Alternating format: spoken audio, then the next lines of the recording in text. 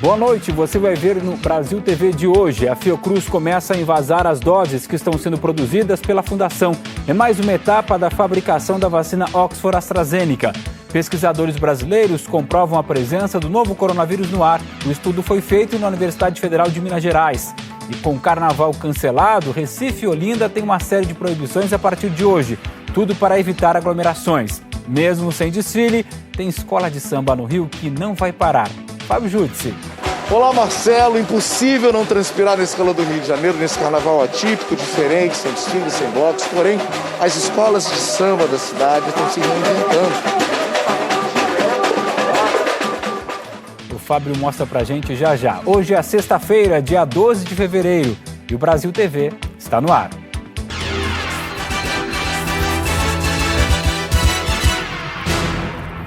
O Brasil TV começa com mais uma etapa da fabricação da vacina Oxford AstraZeneca. A Fiocruz começou hoje a invasar as doses que estão sendo produzidas pela Fundação no Rio. A Fernanda Grael mostra agora pra gente. Oi, Marcelo. 200 mil doses começaram a serem vazadas hoje e outras 200 mil serão amanhã. Esses são os chamados lotes de teste. A gente vai ver agora imagens gravadas na Fiocruz das máquinas e dos profissionais trabalhando nesse processo. Cada frasco de vidro recebe 5 doses da vacina. As doses envasadas nesses 2 primeiros lotes vão ficar cerca de 20 dias no controle de qualidade e depois precisam receber a aprovação da Anvisa. O Ministério da Saúde vai fazer a distribuição das doses país afora. A expectativa é que essa capacidade de envasar vacinas aumente cada vez mais. A Fiocruz espera que sejam 700 mil doses por dia no início de março e já no meio do mês que vem, 1.300.000 doses diariamente. Normalmente, essas doses de teste, esse lote de teste, não é usado na vacinação, não é aproveitado na vacinação. Mas nesse caso, essas doses envasadas hoje e amanhã devem ser aproveitadas sim, justamente por conta da importância de se combater a Covid-19. Marcelo. Em Salvador, a aplicação da primeira dose da vacina contra a Covid vai ser suspensa já neste fim de semana, porque o estoque está acabando. Quem tem as informações para a gente é a Camila Marinho. Olá, Marcelo. Até hoje estavam sendo vacinados idosos com 85 anos ou mais. O anúncio da suspensão da vacinação foi feito hoje pela manhã pelo secretário municipal de saúde, Léo Prates, que disse não haver mais doses suficientes para manter a imunização em Salvador. A previsão era começar já no fim dessa semana a vacinação para idosos com mais de 80 anos, o que não vai acontecer depois desse anúncio da suspensão. Salvador já aplicou a primeira dose em quase 23 mil das 34 mil pessoas do público que vai de 80 a 89 anos. Na última quarta-feira, a Prefeitura chegou a suspender a campanha para profissionais de saúde com o objetivo de destinar mais doses para os idosos. No total, pouco mais de 109 mil pessoas foram imunizadas com a primeira dose, entre trabalhadores da saúde, idosos e pessoas com deficiência que moram em instituições de longa permanência, além de idosos com mais de 80 anos. Esse número de 109 mil é o equivalente às doses que a Prefeitura já recebeu. A previsão é de que o governo do estado envie mais doses até o final da semana que vem. E é esse novo lote que vai garantir a vacinação para quem já tomou a primeira dose. Marcelo. Em Campo Grande, idosos com mais de 80 anos vão poder se vacinar contra a Covid neste sábado. Graziela Andrade. Oi, Marcela, é isso mesmo. Tem vacinação da Covid-19 para os idosos neste sábado aqui na capital. No Parque Ayrton Senna é no sistema drive-thru, ou seja, o idoso nem desce do carro para tomar a vacina. Ele não precisa agendar um horário, mas tem que preencher antecipadamente um cadastro pela internet. O horário de atendimento é das 7h30 da manhã às 5h30 da tarde. E 18 unidades básicas de saúde também vão estar abertas, vacinando os idosos das 8 da manhã às 5 da tarde, é por demanda espontânea. A ideia é vacinar aquelas pessoas que não puderam se vacinar durante a semana. Então, está valendo para idosos com idade de 80 anos ou mais. Marcelo? O Amazonas continua vivendo colapso no sistema de saúde. Na capital Manaus, mais de 240 pessoas esperam por um leito. Uma das estratégias para baixar a taxa de transmissão do coronavírus, a gente sabe que é vacinar a população. Como conta agora para a gente o Leandro Guedes. Olá, Marcelo. Bom, de acordo com a Fundação de Vigilância em Saúde, mais de 179 mil doses das vacinas contra a Covid já foram aplicadas no Amazonas. 4.160 já foram da segunda dose. Os grupos prioritários continuam sendo os profissionais da área da saúde, os povos indígenas e também os idosos com mais de 70 anos. Inclusive aqui em Manaus, mais de 50 mil pessoas nessa faixa etária já foram vacinadas. Enquanto isso, o estado do Amazonas continua na fase roxa, que é a classificação para a fase mais crítica da pandemia. Estamos com mais de 90% dos leitos de UTI para a Covid ocupados. E temos também uma fila muito grande de pessoas na espera por um leito. São 242 pessoas nessa situação. O número de novos casos confirmados também é preocupante. Foram 2.200 em todo o estado nas últimas 24 horas. Marcelo? Os primeiros piauienses tomaram hoje a vacina da dose a segunda dose da vacina contra a Covid. O Edgar Neto é quem acompanhou. Olá, Marcelo. Aqui no Piauí, os 6 piauienses que tomaram a primeira dose lá no dia 18 de janeiro já estão completamente imunizados. Eles tomaram a segunda dose na manhã dessa sexta-feira. Agora, a recomendação da Prefeitura é que aguardem alguns dias para que realmente a vacina tenha efeito. Por enquanto, a aplicação da segunda dose só está sendo feita em Teresina. A meta da Prefeitura da capital é aplicar essa segunda dose em cerca de 11 mil pessoas, entre profissionais de saúde e idosos. Equipes da rede pública de saúde estão fazendo uma busca ativa de quem já recebeu a vacina no primeiro lote, para assegurar que essas pessoas recebam essa segunda aplicação. Até o momento, cerca de 54 mil piauienses foram vacinados. Piauí tem quase 165 mil casos de Covid-19 confirmados e 3.166 mortes registradas em 207 municípios aqui do estado. Volto com você, Marcelo.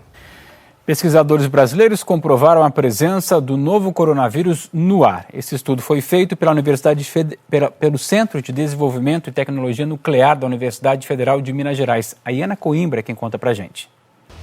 Olá, Marcelo. Pesquisadores da UFMG comprovaram a presença do coronavírus em partículas do ar. A pesquisa, que está sendo desenvolvida desde o ano passado, é um dos poucos estudos no mundo que conseguiram apresentar essa evidência, validada por métodos científicos, e reforça o alerta para o risco em locais mal ventilados ou com pouca circulação. O estudo analisou 2 hospitais de Belo Horizonte em 2 momentos diferentes da pandemia, além de ambientes externos, como pontos de ônibus, estacionamentos e calçadas. Os pesquisadores usaram equipamentos que sugaram o ar e o passaram em membranas filtrantes.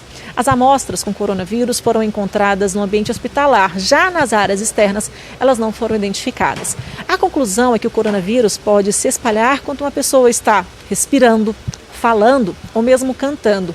Por isso é tão importante o uso de máscaras, de distanciamento social e de evitar locais fechados. Cosme. No Amapá, mais de 30 pessoas denunciaram à polícia um golpe com falso cadastro para vacinação contra a Covid. Os criminosos se passam por representantes do Ministério da Saúde para clonar contas e solicitar empréstimos. Quem explica é o repórter Salgado Neto, direto de Macapá. Olá, Marcelo. Aqui no Amapá, segundo a Polícia Civil, entre janeiro e fevereiro, mais de 30 pessoas denunciaram o golpe, que inicia com um falso cadastro para vacinação contra a Covid-19. E o golpe funciona assim: o criminoso se identifica como sendo técnico do Ministério da Saúde, entrando em contato com a vítima por meio de ligação ou aplicativo de mensagem. Após isso, ele pede alguns minutos para fazer uma pesquisa sobre a doença. Depois das respostas, o criminoso envia ao celular da pessoa um código de ativação, um método que já é conhecido em outros tipos de golpes. Esse número dá a função de desabilitar o WhatsApp do aparelho e habilitá-lo no dispositivo do golpista. Com a clonagem, o criminoso solicita empréstimos de dinheiro a parentes e amigos. A polícia alerta que esse código nunca deve ser informado ao suposto pesquisador. Eu volto ao estúdio com você, Marcelo. A polícia prendeu o suspeito de matar o radialista Enéas Rodrigues, em Rondônia. Ele estava foragido desde o dia 23 de janeiro. Quem tem os detalhes para a gente é o Gedeon Miranda. Olá, Marcelo, e a todos que estão acompanhando o Brasil TV.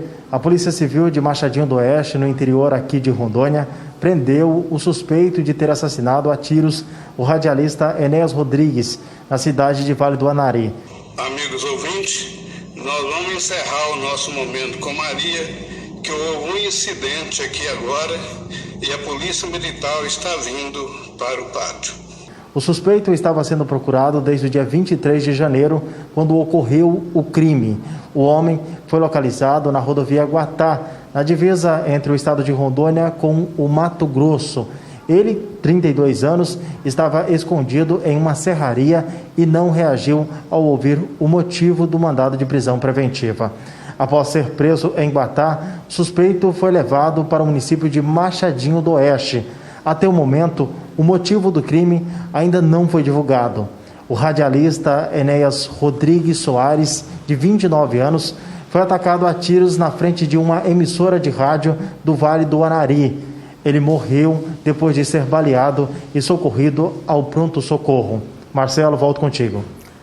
Depois de 2 anos consecutivos de queda, o Brasil teve uma alta de 5% nos assassinatos em 2020, na comparação com o ano anterior.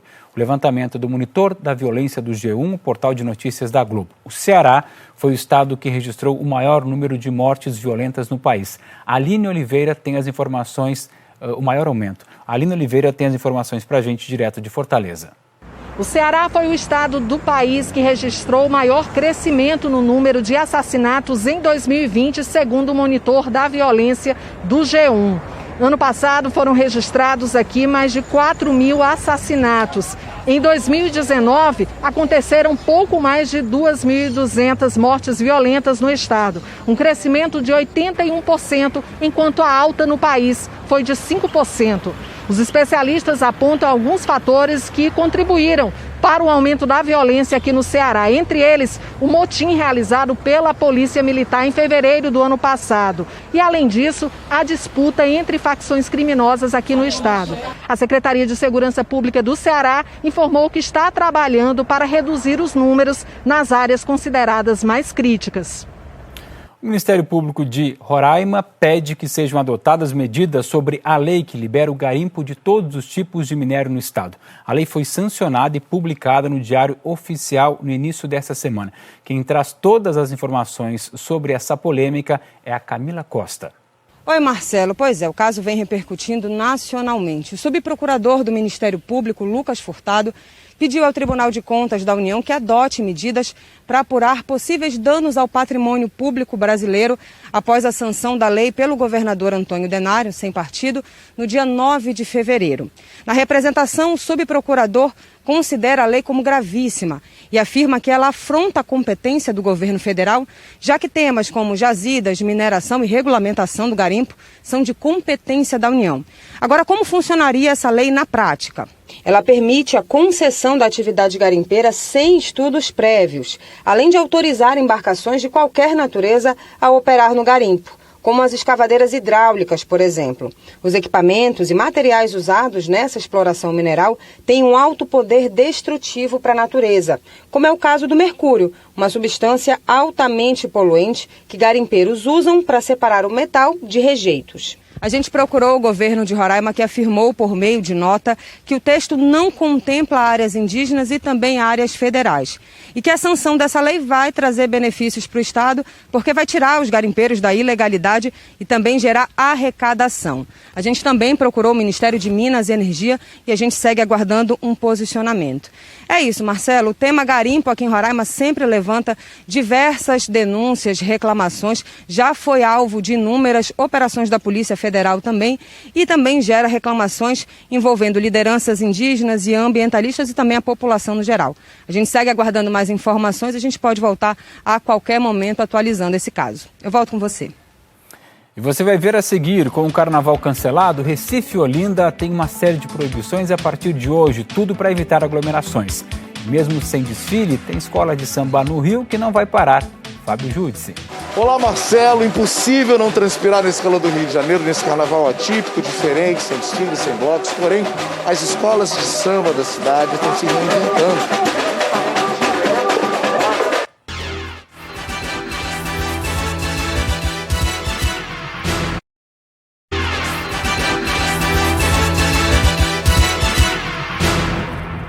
Brasil TV de volta, a gente sabe que o carnaval foi cancelado, não pode ter bloco, desfile, nada. Mas essa madrugada já teve gente desrespeitando a regra e se aglomerando na Baixada Fluminense. A Fernanda Ruvenar mostra pra gente que a polícia teve que dispersar uma multidão. Oi, Marcelo. O carnaval em boa parte do país esse ano foi cancelado. O motivo todo mundo já sabe. Os desfiles, os blocos, as festas foram suspensos justamente para diminuir a disseminação do novo coronavírus. Mas, mesmo assim, em 2 cidades da Baixada Fluminense, a madrugada de hoje teve aglomeração, com dezenas de pessoas esperando para curtir blocos não autorizados. Uma das situações foi em Austin, em Nova Iguaçu. As pessoas esperavam por um bloco, mas, segundo relatos, tiveram algumas denúncias e o bloco foi cancelado. Ainda assim, essas pessoas decidiram se encontrar e ir para um bar com música. A polícia militar chegou ao local e dispersou o grupo. Teve correria de pessoas fantasiadas na rua. Os PMs usaram gás lacrimogênio para dispersar a aglomeração. Em Magé, a concentração de pessoas começou por volta das 11 horas da noite. Isso no centro da cidade e bem perto da prefeitura. É com você, Marcelo. E a Prefeitura de Nova Iguaçu informou que não deu autorização para festas em locais públicos, que vai fiscalizar e impedir qualquer comemoração de sábado até quarta-feira de cinzas.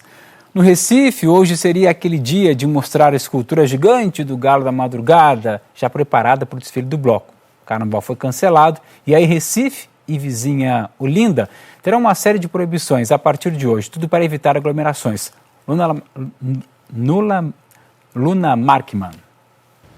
Oi, Marcelo. Olha, desde dezembro do ano passado, a gente aqui em Pernambuco está se acostumando com a notícia de que a festa de carnaval foi cancelada este ano. O governo também suspendeu o ponto facultativo na segunda e na terça-feira. Então, nesses 2 dias, serão dias normais de trabalho nos órgãos públicos estaduais. As prefeituras de Recife e Olinda também tomaram essa decisão. O comércio de rua vai funcionar normalmente, das 9 horas da manhã até as 6 horas da noite. Os bancos é que irão fechar. As escolas da rede pública e particular decidiram dar folga aos alunos nesses 2 dias, segunda e terça-feira. O governo de Pernambuco também determinou que a partir das 8 horas da noite desta sexta até as 6 horas da manhã da segunda-feira, bares, restaurantes e comércio ambulante não poderão funcionar no sítio histórico de Olinda e no Recife Antigo, 2 polos de carnaval. Esses estabelecimentos não podem funcionar nem com serviço de delivery. Também está proibido som ao vivo e mecânico em bares, restaurantes e barracas de praia. E, claro, festas estão proibidas. Aliás, qualquer aglomeração com mais de 10 pessoas. Os números da Covid-19 estão em tendência de estabilidade aqui em Pernambuco, mas ainda num patamar elevado. Por isso, o governo pede que a população evite se aglomerar, continue usando máscara e cuidando da higiene. Marcelo. As praias costumam ser os destinos mais procurados pelos paulistas durante o carnaval. Mas, por causa da pandemia, esse ano a folia vai ser deixada de lado também no litoral norte do estado. Ubatuba cancelou a programação oficial de carnaval e, seguindo o governo do estado, cancelou também o ponto facultativo entre os dias 15 e 17 de fevereiro. Ou seja, as repartições públicas vão funcionar normalmente aqui pela cidade e isso tudo para tentar evitar aglomerações. No ano passado, segundo a prefeitura, cerca de 150 mil pessoas passaram aqui por Ubatuba, mas nesse ano, por causa das mudanças todas, totalmente atípicas, não tem nenhuma expectativa de movimento. Nas outras 3 cidades do litoral norte, Caraguá, São Sebastião e Ilhabela, a situação também é parecida. A programação oficial de carnaval foi cancelada e a expectativa é baixa. A região como um todo está na fase laranja do Plano São Paulo, o que significa que quiosques, shoppings e restaurantes podem abrir com 40% de ocupação e seguindo todos os protocolos de segurança. O acesso às praias está totalmente liberado em todas as cidades aqui do litoral norte, mas isso não significa que o movimento deve ser bom aqui. Quem trabalha dependendo do turista, do turismo de uma forma geral aqui na região, diz que o movimento esse ano deve ficar bem longe do que se espera para essa época do ano. Mesmo com ponto facultativo no carnaval, a expectativa é de que o movimento seja intenso no sistema Anchieta Imigrantes. As cidades da Baixada Santista estão seguindo as diretrizes do Estado e o ponto facultativo por aqui foi suspenso. Mesmo assim, a estimativa de descida de veículos é grande. A movimentação no sistema Anchieta Imigrantes começou bem cedo. A contagem feita pela concessionária que administra o sistema, no meio da manhã, já calculava a descida de mais de 55 mil veículos, uma média de 2.000 a 2.500 veículos por hora. A Polícia Rodoviária fez uma estimativa que para esses próximos dias desçam aqui para o litoral entre 290 mil a 450 mil veículos. A polícia diz que vai fazer, mesmo com o ponto facultativo sendo suspenso, uma fiscalização mais intensa nas rodovias daqui. A média de ocupação na região aqui da Baixada Santista de hotéis está em 50%. Normalmente, nessa época do ano, essa média chega a 90%. Mas os turistas, pela movimentação que a gente acompanhou pela manhã, estão descendo e as cidades estão se preparando para isso. Tanto que muitos municípios da região já divulgaram que vão instalar as barreiras nas entradas da cidade. Em muitas cidades também estão suspensas as licenças de ônibus e vans de turismo. E essas fiscalizações vão permanecer com as barreiras nas entradas da cidade por todos os próximos dias até a quarta-feira de cinzas. De Cubatão, Nina Barbosa. E tem muita gente que vem passar o Réveillon, ou melhor, o feriado de Carnaval no Rio de Janeiro. Hoje deve ser o maior dia de movimentação na rodoviária. Natália Castro foi até lá. Oi, Marcelo. Hoje é o dia de maior movimento aqui na rodoviária do Rio. Até o dia 22 de fevereiro, 239 mil passageiros devem passar pelo terminal. A rodoviária diz que o movimento esse ano é 50% menor quando a gente compara com o mesmo período do ano passado. A gente encontrou muitos passageiros saindo da cidade, famílias e grupos de amigos que alugaram casas na região dos Lagos, na Costa Verde, e até a região serrana do Rio foi disputada durante esse feriado de Carnaval.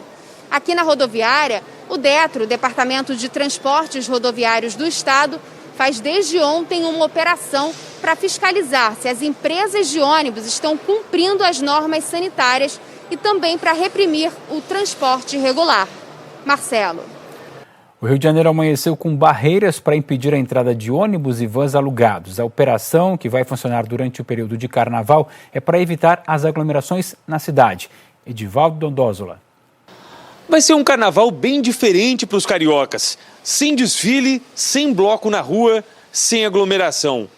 Hoje, 4 dos principais acessos à cidade do Rio amanheceram assim, com bloqueios de fiscalização. A ação era para evitar a entrada de vans e ônibus fretados, trazendo passageiros de outras cidades. Um decreto da prefeitura também proibiu os desfiles das escolas de samba e dos blocos de carnaval. Empresas que já têm alvará permanente até podem realizar festas particulares, mas desde que respeitem os protocolos sanitários. Essas restrições vão valer aqui no Rio durante todo o período que seria do Carnaval e se estendem até o dia 22 de fevereiro. Mesmo sem desfile na Marquesa de Sapucaí, a Acadêmicos do Salgueiro, Escola de Samba do Rio, não vai ficar parada nesse Carnaval e preparou um espetáculo especial. O Fábio Júdice mostra agora os ensaios pra gente. Olá, Marcelo. Impossível não transpirar nesse calor do Rio de Janeiro, nesse carnaval atípico, diferente, sem desfiles, sem blocos. Porém, as escolas de samba da cidade estão se reinventando. Porque eu vou dizer para você, o Salgueiro, por exemplo, uma das escolas mais queridas daqui, tem uma série de projetos culturais que aconteceram durante a pandemia de forma online. É isso mesmo, Bárbara? É isso mesmo. Nossas aulas continuaram online para ninguém ficar parado durante a pandemia. Mas o nosso real desejo é que a gente volte para a quadra, para a gente dançar na nossa quadra e continuar tudo bem. Bom, aula de mestre sala e porta-bandeira online, mas tem também, olha só, bateria. Bateria! De que maneira acontecem os cursos aí, Gustavo? Então, nós temos 2 projetos sociais aqui também. Um deles é a Aprendizagem do Salgueiro, que é a nossa escola mirim, que é em busca de novos talentos para toda a nossa escola, todo o carnaval carioca. E estamos conseguindo aí, graças a Deus, fazer um bom trabalho. E você, Guilherme? Tem também uma oficina que acontece às segundas-feiras aqui e também ajuda a formar novos ritmistas na bateria furada do Salgueiro. Tem muito mais, hein? O Salgueiro está preparando um espetáculo belíssimo ensaiando direto aqui na quadra. É um espetáculo interessante que fala da nossa cidade. Que espetáculo é esse, Carlinhos? Não é porque não vai ter carnaval que a escola não pode parar. Nós estamos ensaiando um espetáculo lindo, fala sobre o Rio de Janeiro. Muito tempo de ensaio, está muito tranquilo. Algo nunca feito por uma escola de samba aqui no Rio de Janeiro. Que bacana. Vai ser apresentado aqui na escola quando tudo melhorar, quando a pandemia passar. Agora, ao longo desse tempo todo, como é que são os protocolos para poder ensaiar um espetáculo dessa grandiosidade? Com toda a segurança que o Salgueiro vem dando pra gente, a gente tem 10 horas de ensaio por dia com esses profissionais para apresentar um espetáculo cultural pro carioca e pro brasileiro. É isso mesmo, essa é a força das escolas de samba aqui do Rio de Janeiro, sem desfile, porém com muita criatividade e garra, não é verdade, Marcelo? Com certeza, esse ano é assim, com todo o cuidado devido e necessário. Ano que vem a gente comemora o Carnaval. O Brasil TV fica por aqui, você sabe que outras notícias daqui a pouco no Jornal Nacional às 8h30, sempre pelo horário de Brasília. Boa noite, bom fim de semana.